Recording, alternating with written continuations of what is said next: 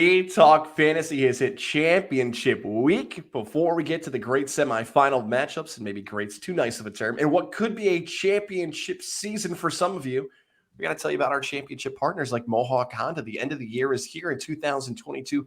You're already thinking about what can change in your life. You might be looking outside right now, staring at your vehicle and thinking, yeah, it's time for a change. Mohawk Honda can help you this year and into 2022 with finding that new ride. Stop over to Glenville, New York, and work with people that you can trust during the car buying experience. Great people have been helping people across the capital region for decades. Shout out to our friends in Mohawk Honda, Greg Johnson and Cam McKenna and Lindsay Harridan and Brian McKenna, Hot Sauce Doyle, John and Service. I could go through the list of people, and I'm so proud to talk about them because I've built relationships with them. And you could do the same for yourself this upcoming year. Find out about the Pilot. That's the new ride I'm going to get into in 2022. Find out about all the vehicles that can fit your lifestyle, your budget, and more. It's happening right now at Mohawk Honda. Make sure to follow them on social media as well to see all the great updates going on. Find out about some of the great personalities that they have and those new vehicles that are just around the corner. Inventory is so important here, and Mohawk Honda has it for you. Mohawk Honda, where they always go out of their way to please you. Jet Davis, Kyle Ray, here we are, championship week in fantasy football. But before we even talk about the championship matchups and the players, we got to sit on the semifinals a little bit because last week we went live for the first time in We Talk Fantasy history. And Chet, I'm going to start with you. It seems as if even the semifinal round had a lot of qualities of the quarterfinal round. Some great performances, some letdowns, and COVID all are back in the headlines again. Yeah, we had that fear when we were getting close to the playoffs when Omicron started becoming a thing and the positive cases were going up every single week. It feels like it's even worse than it was last year. Actually, it is. It is worse. There's more players that are going on this COVID list and they're trying to adjust on the fly with how the new protocols worked. I know Kyle got hit really hard in one of his leagues.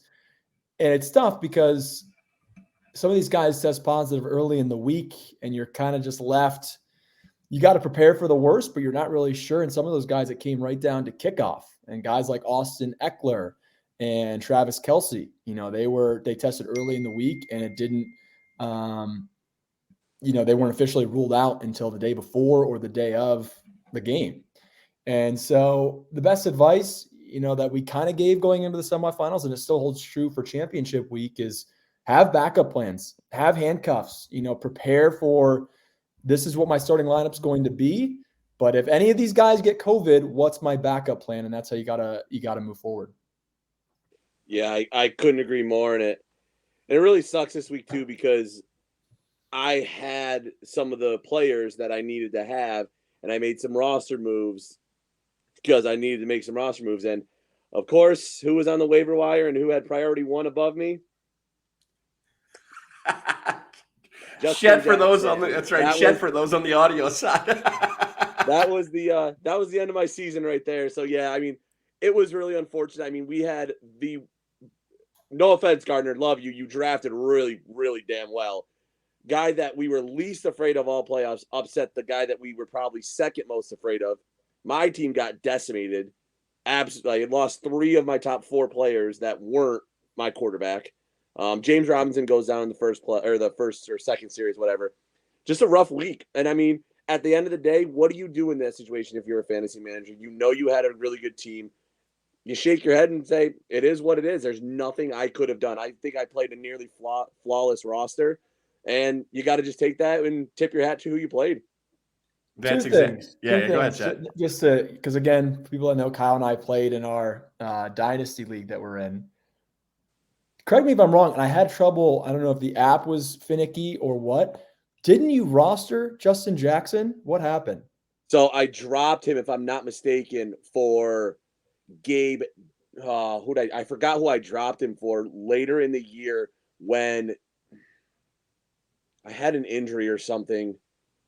And you picked up a wide receiver, yeah. Because I remember, I dropped him for Kirk. That's what I did. I dropped him for Christian Kirk, who ended up being, a pretty viable play the last 2 weeks for you. But that was kind of the deciding factor. Yep. Was I got to throw in Justin Jackson, and Kyle's picked on me about this all year. We go back and forth about depth and how important or not important it is. And I have a lot of depth on my team, and that makes decision-making very difficult. And I ended up rolling the dice with Justin Jackson over guys like DK Metcalf and Terry McLaurin, Saquon Barkley.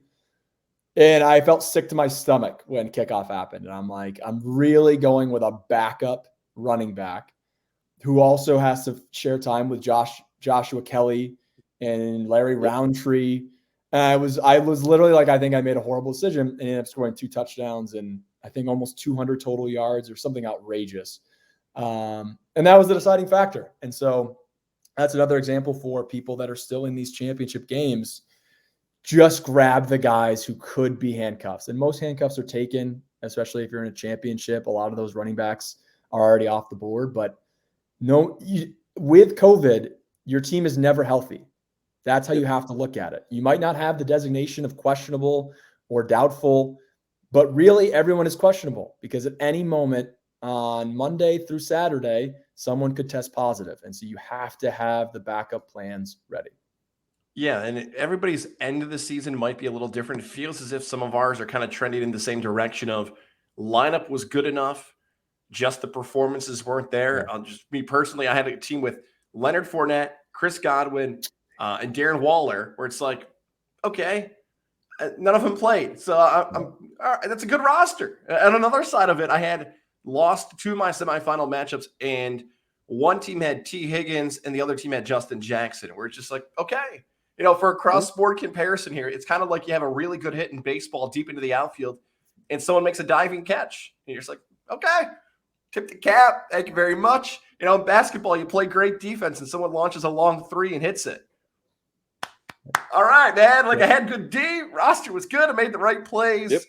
And that's why fantasy football is always so much fun, and also a lot of times very, very frustrating when it comes to that.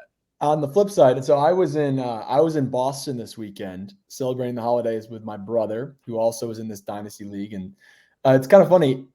For the first, what week are we in? That was week 16. So for the first 14 weeks of the season, and my wife can attest to this, I never left the couch from 1 to 11, like only for pee breaks, and I was still watching on my phone. But the last 2 weeks, because of the holidays, I've been traveling a lot. I had surprised my wife with a puppy, which was a Sunday surprise. So I sacrificed the first round of playoffs. And then this past weekend was obviously the Christmas holiday. And Sunday happened to be the day that my wife and I went and saw my extended family. So I show up to my grandmother's around kickoff time with Bills Patriots. I'm in New England country and the TV's off. And so I did hey, Nana, you're not watching the game? Let me turn that on for you. And it's so brutal when you're like, my phone is open on the app and I'm kind of like trying to see how people are doing. And I already forgot. So now with my brother. So I'm watching, luckily the afternoon games and the Sunday night game I was able to watch without distractions. But I'm with my brother. Clear-cut favorite in his matchup against Gardner Royce, my coworker at CBS 6. Matthew Stafford. What a horrible time for Matthew Stafford to have probably one of the worst games of his career. Yeah. If you really think about it. 3 interceptions. I think he was held under 200 yards. Like not that Matthew Stafford has been putting up consistent top 5 QB numbers, but you almost feel guaranteed for 15, with a guy on that offense and Cooper Kupp with he's been doing all year. And then sadly enough, it's one of those situations and we're all going to cringe. If he hadn't started a defense, he would have won. Mm-hmm. Oh, no. He started the Chargers defense against the Houston Texans. Davis Mills ended his season -5 points. He lost, if I'm not mistaken, Kyle, by 3. 2.8. Yep. And he had the Bills defense on the bench and Indy's defense on the bench. Which Matt, either one of those defenses, and he advances to the championship. Which Matt, I'm going to question why you didn't play the Bills defense. They were going to get probably held under 300 yards or 300 to 350 yards. Maybe they scored a couple. I mean, you're looking at 3 points at the worst case scenario. Ugh. Yeah. Yep. He just kept it. It was so funny. You guys ever seen the movie Anger Management? Mm-hmm. It's like when the guy's listening to the 76ers game and he's in the anger management meeting and Allen Iverson misses a layup. And he's like, I'm fine. See, I'm fine. And then he starts shaking with rage. Yeah. That was my brother. He's like, I don't care. It's fine. Whatever. I lost. Season's over. It's fine. And then he just starts shaking his head. It's like just stewing. That one mistake cost him his whole, because that was a streamer, and that's the risk you run. And obviously anybody who's still playing is already checking defensive matchups. Maybe you've been doing that for weeks, preparing for a potential final run. It's really tough to trust a streaming defense. Yep. Because if the defense, you have to ask yourself, is this defense good?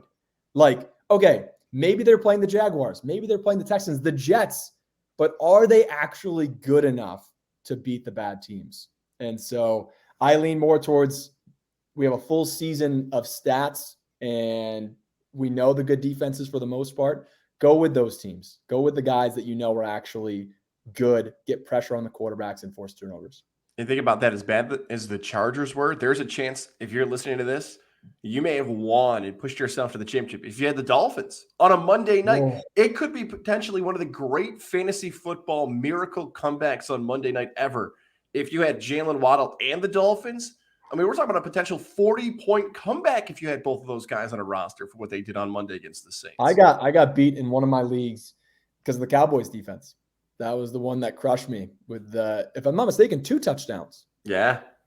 2 touchdowns for that defense and I think it was 25 plus points or whatever. And that's just a backbreaker right there. And so to give a quick update, because I know we have some prop bets going on. Hey, look right on cue. Guys, that's why we pay you the big bucks, man. Yes, anybody watching on the digital side, Gaz had that queued up.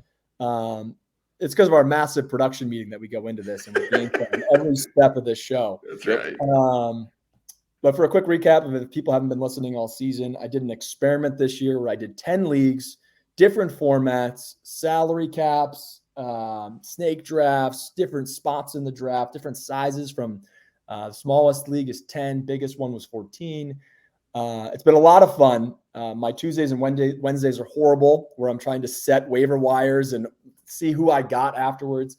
But you guys want to guess? Because we have a prop bet on how many championships I'm going to win. If I'm not mistaken, Kyle is 3, above 2. So 3 or above, and Gaz is below at 2.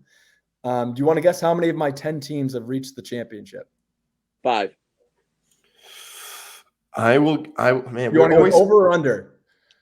I was going to say, I guess the over-under would have been 4.5 because Kyle went 5 and I went 4. So Kyle on the money. Wow. You did not know this. I did not tell him, but I am in 5 championships. The other 2 that I lost in the semis came down to Monday night. Kamara let me down, and then I forget. I guess the other one was that Cowboys defense is the one that killed me. But 5 championships. However, not all of them are going to be decided this week. So if I told you guys, ESPN made that boneheaded decision. If you're in a public league, it's a 2-week playoff, including week 18. Which I'm okay with 2-week playoffs. You just can't include the final week of the season. And we've talked about that on previous years, previous podcasts. You have to avoid the final week of the regular season at all costs, because if teams, which this year, I think we won't have as much of a problem because not a lot of teams have run away. I'm pretty sure the AFC top seed will be up for grabs. The NFC, the Packers might have locked it up, and that would be huge if the Aaron Rodgers or Devontae Adams, Aaron Jones don't play. But I think for the most part, week 18 is going to be extremely entertaining. Kyle, do you agree with that double no week 18? Because I think you and I had the same reaction, just for the audio side of, right? 1,000%. I've done it a couple times and I despise it every time, because every single one is that last week, and you're sitting there playing a guessing game of, well, what are we doing? Or am I going to be playing, Bob Jones, who just came off the practice squad, to see if they need to keep him for next year to put on the practice squad? Like, what the hell are we doing, guys? No, please don't. You start scouting the waiver wire, hoping for a Matt Flynn performance. Yeah. Backup quarterback who slings it and, makes a name for himself. You literally may be able to start Mitch Trubisky, Isaiah McKenzie, Devin Singletary, and get 70 points out of them. Because if the Bills win and some things fall away, Josh Allen's going to be on the bench. That's right, man. I don't like any side of it. Like, even if you did a semifinal matchup, and you did a double playoff in week 16 and 17, I'm not even a fan of that either because there's still so many moving parts. And you got to remember what you're doing. Like, you're changing the rules of your league for the playoffs. Now, someone could say, well, sports, it happens all the time. You get a best of 5 and a best of 7 in baseball, basketball, not football. Baseball and basketball, you get that. But that's, again, back to the theme of a few minutes ago. This is why fantasy football is awesome, because you get 1 week, one crazy matchup, one crazy kick, one crazy kick. Like, that's the fun of the playoffs. Even though your team might be so good for months, it feels like a true one and done, winner take all. Anybody has a chance to win it. Hell, there's probably a lot of leagues right now with anywhere between 5 to the 8 seeds could be in championship games if you're an extended playoff. Like you guys mentioned, Gardner's team was an underdog. He's in it.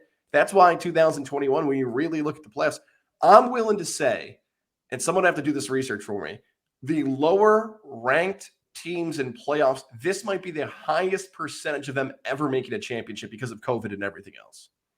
No, that's a very fair point. And a lot of guys, it was worse last week, I think, with guys not delivering. A lot of those star players putting up big duds. But we mentioned already some of the COVID guys that weren't there. We haven't even mentioned Dalvin Cook yet, and he's going to be out, if I'm not mistaken, for the championship as well. Because he's an unvaccinated guy who's going to miss 2 weeks, if I'm not mistaken. So yeah, I think that was the biggest thing, is that some of these top 5 ranked players all went out at the same time. And there's a great chance that 1 or 2 guys were in those semifinal matchups. Yep. And that changes everything. And especially a guy like Travis Kelce, where there really isn't a handcuff, like you lose Kelce, you're going to your bench or maybe the waiver wire to add a guy. With Dalvin Cook, you have Alexander Mattison, which was big. If you had Justin Jackson, that was the biggest. But yeah, I think a lot of these teams that have been stacked, I will say a lot of my leagues, I'm currently going to be facing Cooper Kupp. And I think that goes back to Kyle said that was his MVP. It's hard to refute it at this point. Even though Jonathan Taylor has gone punch for punch in these playoffs, 100%. You can make a case for either guy. And that's great too, because nothing sucks more than when someone got you there and they don't deliver. No one in the world can be mad at Cooper Kupp or Jonathan Taylor at this point, because they have just every single week for the last 2 months have delivered and carried you probably to this point. And that's always cool, because I hate when guys have great regular seasons and then just happen to have a misstep in your fantasy playoffs, because that can easily happen. But those guys have been so consistent and put big numbers every week. You want to know what's really funny, Chet? Now that you were just mentioning the Jonathan or Cooper Kupp thing, I was like, oh yeah, both of them had a relatively quiet week compared. Cooper Kupp, 10 receptions, 109 yards. Jonathan Taylor, 27 carries, 108 yards. Yeah.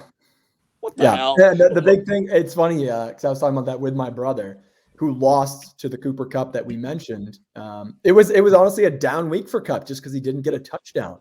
But those numbers are outrageous. And if you play in a PPR format, 10 catches, oh my goodness. That's a game changer. He's just such a gamer, man. And every week I think someone's going to be able to stop him, and no one can. He's got such a good repertoire already with Matthew Stafford.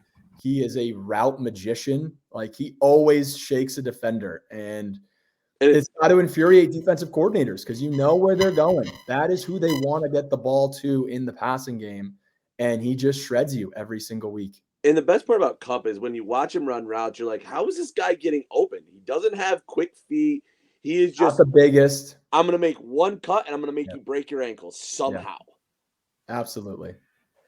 Championship week is here, and we've got a question in our Johnstone Supply and Troy mailbag. Thank you for being a part of the Johnstone Supply and Troy mailbag.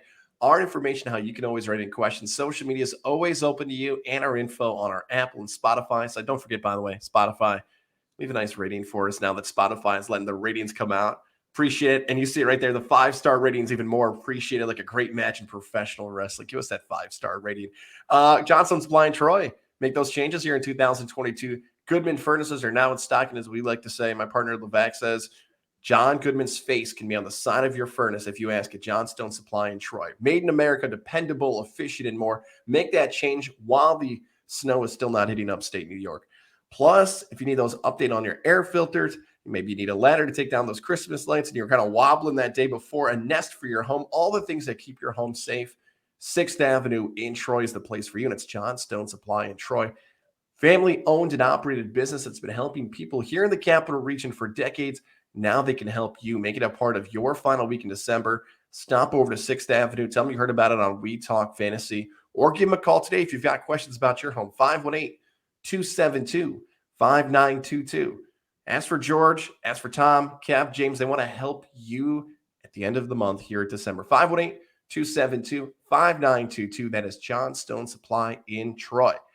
I like this question. And I don't believe we've ever talked about it on this podcast. We may have talked about it in one of our messages over the last years, but I don't know if we've ever addressed it here on We Talk Fantasy. And it is something that can happen in a lot of championship matchups. All right, this one comes from Casey.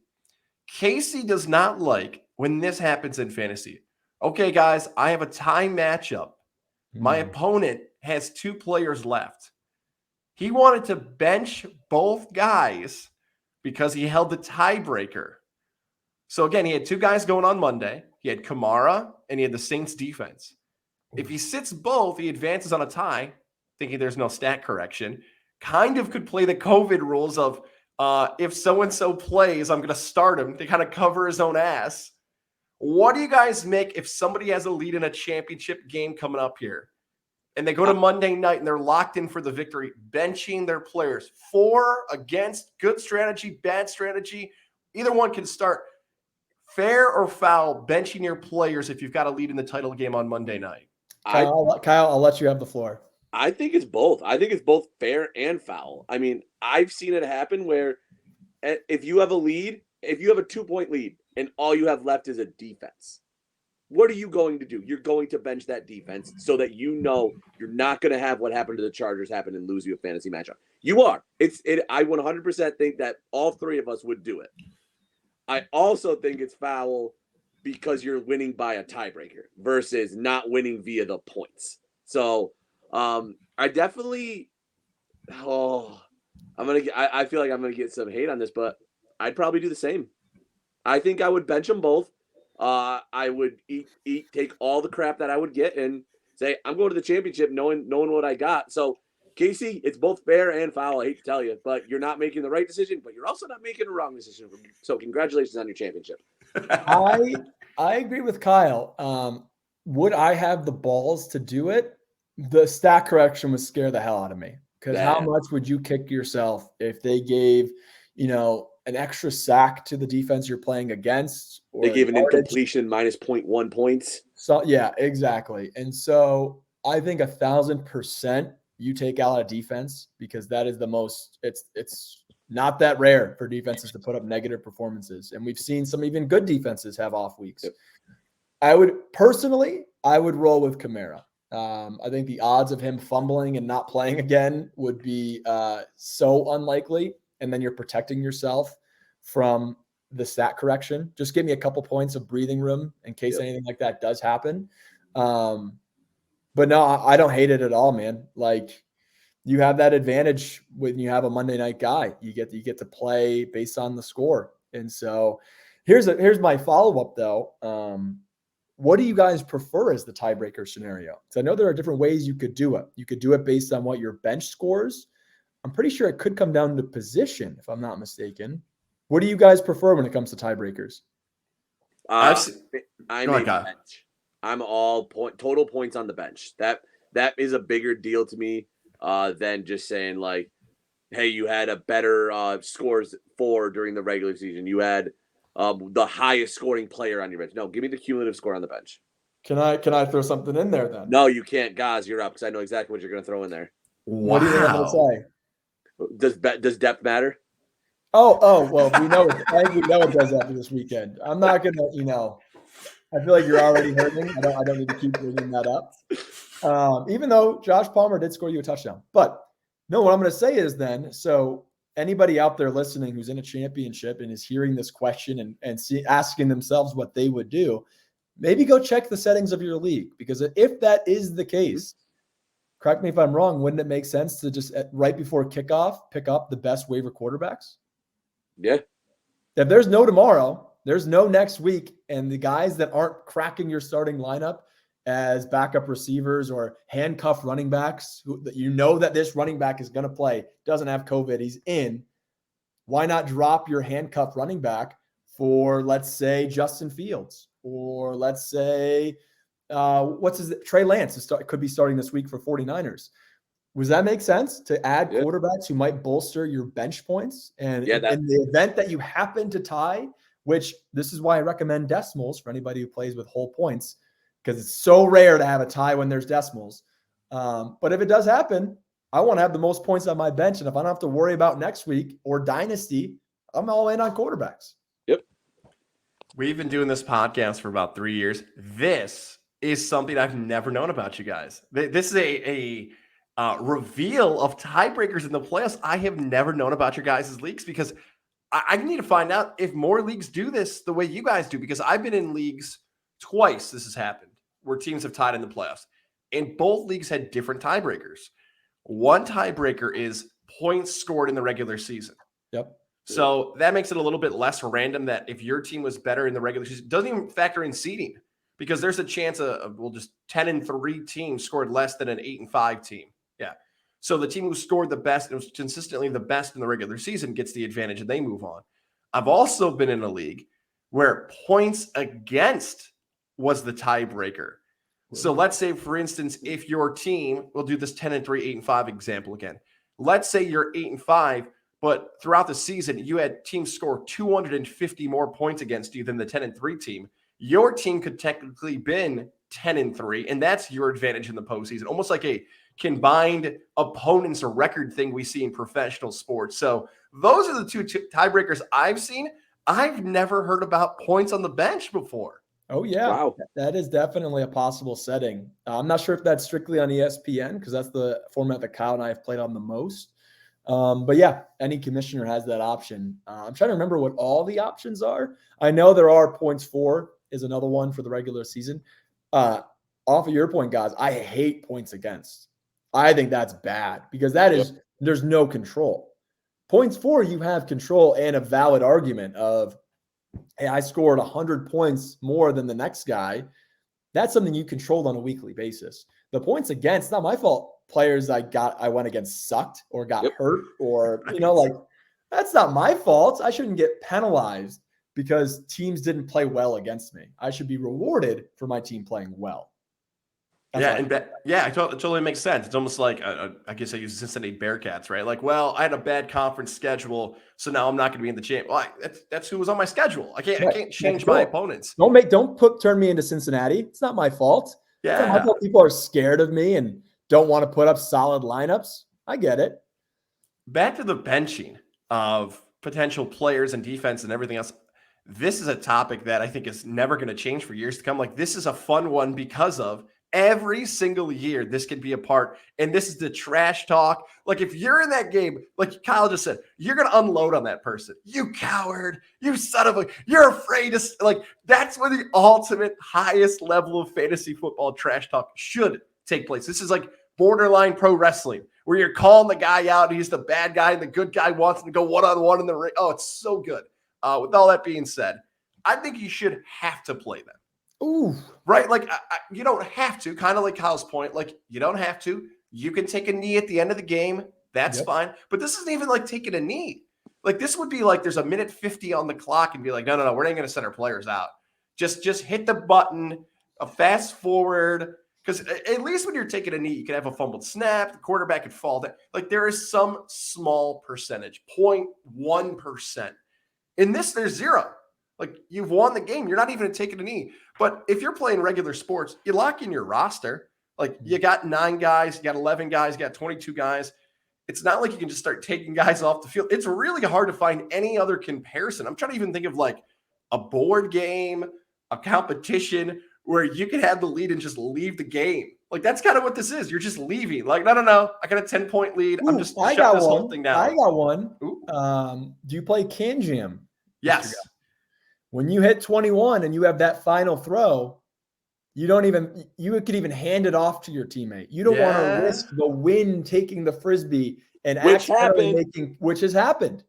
So you say, you know what? Out of no risk, I'm just going to walk this Frisbee over to my teammate and we're going to stay at 21 because we don't want to risk, in this case, going back to 15. So I hear what you're saying. It's dirty, but it's the smart play. Because another example, we talked about defenses going negative. Kyle, what did Melvin Gordon put up this week? What was it? Negative 0.4? Negative a half point. That's the difference of your tiebreaker. And Melvin didn't fumble. He didn't fumble at all. Yeah. He just had negative yards, and that's a good rushing offense. And Melvin's been surprisingly consistent. So, it's not out of the question that you go into your final game. And, dude, if you have the win, you have the win, man. And if I'm not mistaken, usually stat corrections happen overnight into the morning. Right. So I think it'd be really rare for there to be a stat correction on Tuesday for a Sunday game. You probably already know by kickoff on Monday, hey, this is how I have the win. So, yeah, I'm doing it, man. There's way too much that goes into getting to a championship. And to blow it on that, dude, if I have the title, if I'm getting the belt, if I'm getting the moolah, give it to me, baby. I'm not risking it. And speaking about that belt, we're now 31 minutes into this podcast. I'm sure Bryce Zielinski from Made for Philly, it's Sports with the Zenith. He's like, seriously? 31 minutes? I didn't get mentioned as the Gozilla Media Fantasy Football. Bryce, I will text you. Congratulations to Bryce. He is the Gozilla Media inaugural champion. You know what? I think the belt is right here. Give me 1 second. I'm going to grab it. I have to see it? Oh, no. It'll be mine next year, Bryce. Don't worry. Oh, Look at that. That's so sexy. You can't. I don't know if you can see it on the. You can see the champion right there. Yeah. Oh, no. There it is. Bryce is getting that belt. You'll probably see it on a future episode here, Sports with the Zenith T and Made for Philly. So I'm dropping that off. Just to be a salty, sore loser, I would like to note, Kyle, that because guys might already know this, I was the highest scoring team of playoff teams this week in Gozilla Media. Didn't matter because I was in third place. So that means in the 3 playoff weeks, I was the highest scoring team 2 of the 3 and second highest in the semifinals, and I lost. I had a championship team. It was there. It existed. Gosh darn you, Russell Wilson. Gosh darn, I'll say the same thing for Biden Dynasty. Gosh darn you, COVID. Yeah, that's right. Now, some of us are playing for championships, some are not. And whoever has these legendary performances with the names like D'Angelo Williams, Jamal Charles, hell, Joe Burrow might have already done it for you. Somebody is going to enter that conversation of some of the all-time great fantasy football performances. But before we give you who could be that name that puts those championship teams over the top, we want to tell you about our friend over at Northeastern Insurance, and that is Jared Lozier. We've talked about 2022 and changes on the way. One of these simple ones when you maybe got some time off work is thinking about, where can I save some money this upcoming year? Are you paying too much for your insurance? Don't you need somebody that can shop the market for you and find ways in which you can save some dollars for the things that are most important to you? You can do that now. Jared Lozier is going to shop the market for you. Email him today, JAREDL@nemail.com. JAREDL@nemail.com. You know, as I like to talk about, like, what you should email him when you say that, just put Jonathan Taylor, MVP ? He's a big Colts fan. Automatically get his attention. Maybe he'll even give you better rates just because you listen to this podcast. We talk fantasy. JAREDL@nemail.com. And if you want to call Jared, contact him all different ways. His information right here on Apple, Spotify, and in our description on our YouTube video. Northeastern Insurance, doing their best to find the best prices for you, and Jared will help you be that guy to save for the things that are most important in your life, your home, your business, your car, and more. Jared Lozier, Northeastern Insurance.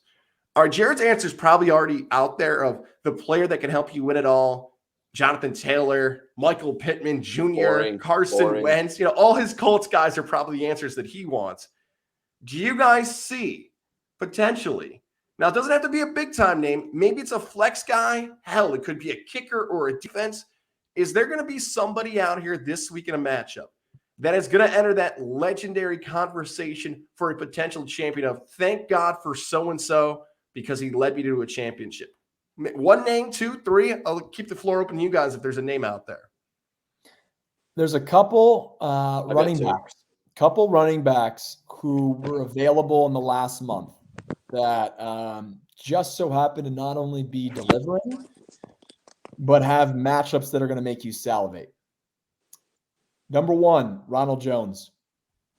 Ronald Jones, without Leonard Fournette in the backfield, is splitting time a little bit with, I know Keyshawn Vaughn played well this past weekend. I'm not sure. Did Gio play? No, Gio's still out. So it's just those two. But Ronald Jones gets the Jets. And that's going to be in New York. We don't know what the weather will be yet, but if that's a cold or wet game in East Rutherford, it's, the Buccaneers have to win this game. They should win this game. They should be up early. They're the 32nd rush defense against fantasy running backs. Ronald Jones could have an unbelievably big week. Another guy who has stepped into a starting role later in the season, Rashad Penny. Rashad Penny gets the Detroit Lions in Seattle. Another game that could be wet and cold.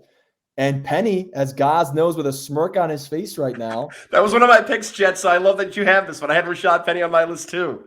Didn't play well against the Rams, but that's a good defense. That's not a surprise. But 2 of the last 3 weeks, 135 plus rushing yards in both games, a total of 3 touchdowns in those 2 games. Like, he has been unreal for an offense that hasn't been able to run all season with Alex Collins. And, Chris Carson's been out for a while with injury. So those are 2 guys that I look at where you likely had a chance to pick them up on the waiver wire. And now this is where fantasy legends are made, because at the beginning of the year, did you think Rashad Penny or Ronald Jones would carry you to a championship? Do you have the cojones to start that guy over potentially other struggling running backs? Maybe like a Josh Jacobs. I doubt you're in the championship with Saquon Barkley, but those are the guys where you're like, can I really start this no name over a big name, a guy that I had a lot of draft capital? You have to go with your gut and play the matchups. And those are 2 matchups that are really hard to pass up. One final name that I'll throw out there that I'm keeping an eye on. It scares me because I'm scared when guys come off injuries. Elijah Mitchell. Elijah Mitchell gets the Houston Texans, but he, if I'm not mistaken, has not played in 3 weeks. His last game was week 13. So are you going to put all your trust in a guy that hasn't played with a bum knee? Like, that's the other thing I look at with injuries. What is he coming back from? Is it a hurt shoulder? Is it a pinky? If it's a running back and it's his knee, I get real worried. That and soft tissue injuries like hamstrings. I just you have that horrible feeling that he tries to go out there and first run of the game, it pops or pulls, and you're like, I just got a goose egg, So those are the 3 guys at running back that I could all see having big games against horrible rushing defenses. But also they could put up duds, I will go. I have one wide receiver that I want to mention, but first I'm going to go with a little bit of a creative sprinkle in here. Mason Crosby. Ooh. And I say Mason Crosby, he's going against that Vikings defense that has let up a lot of points. And what is Green Bay going after this week? I believe they're going after home field advantage this week. If they win, they secure home field advantage. Aaron Rodgers had a pretty solid game.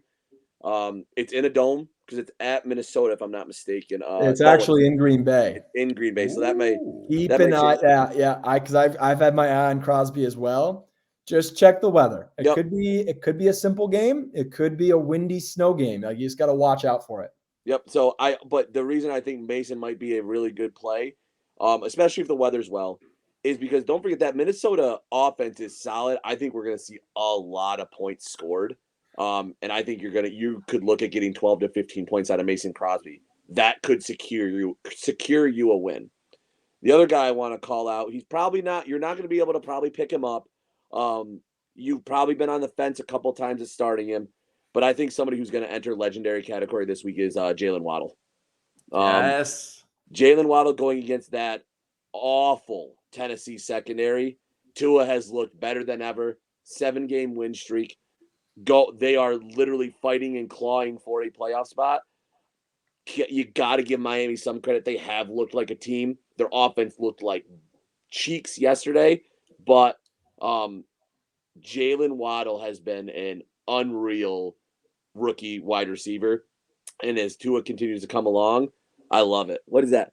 Waddle, baby, waddle, baby, waddle, baby, waddle. Hey, I love me some Jaylen Waddle this week. going, like you said, 31st passing defense in terms of fantasy points. Jaylen Waddle is going to eat targets this week. I think he's going to put up 25, 30 points and winning a championship if he's in your wide receiver spot. Hearing that song again gave me flashbacks of homecoming in high school. I love these picks. Rashad Penny, love it. Jaylen Waddle, love it. Ronald Jones.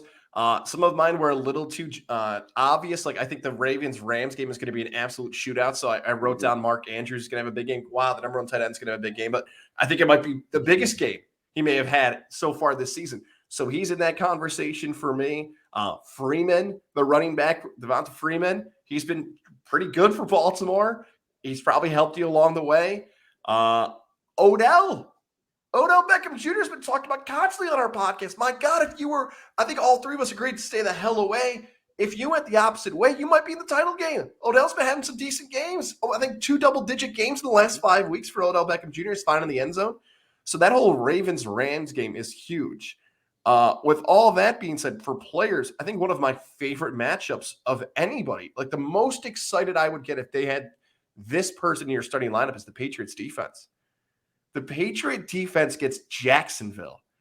You're telling me you get Bill Belichick and the defense against Trevor Lawrence, who has thrown 1 touchdown in the last 8 weeks? Is that true? 1 touchdown the last 8 weeks for Trevor Lawrence. Imagine if that, with no head coach. Who the hell is coaching the Jags? Why has Trevor Lawrence not been talked about more as a bust? So you're telling me I get Belichick against Jacksonville? This could be a 25 to 30 point performance by the Patriot defense. So if I had to play anybody or get the most excited, I would pick Patriot defense. Now you're not going to get them on the waiver wires, but hell, if you're in a 2 QB league or you had the Patriots on your team that is the team that I think is going to post the most. And what was it, 3 years ago when that Patriot defense, the Boogeymen, was one of the highest scoring anything in fantasy that year? Another 2 more guys, as I love talking about injured players, but 2 guys that I'm keeping a really close eye on. Lamar Jackson, which let's just start with that. How do you guys feel? Guys, you just said you think there's going to be a lot of points scored in that Ravens game. Lamar hasn't played in 2 weeks. Do you, if he's a guy on your bench, and let's say you're deciding between, I know in one of my leagues, I snuck and got Joe Burrow, and that's been obviously massive in his absence. Russell Wilson against Detroit or Lamar Jackson coming off injury against the Rams?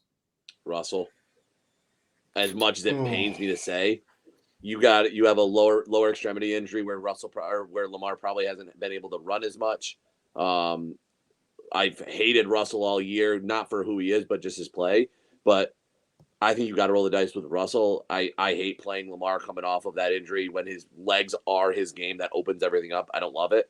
And that Rams defense, I think, is still a solid defense. Yeah, I think that's the right answer. I feel like it's Aaron Donald chasing you down. You know what? No. You're not going to talk me out of this, Kyle.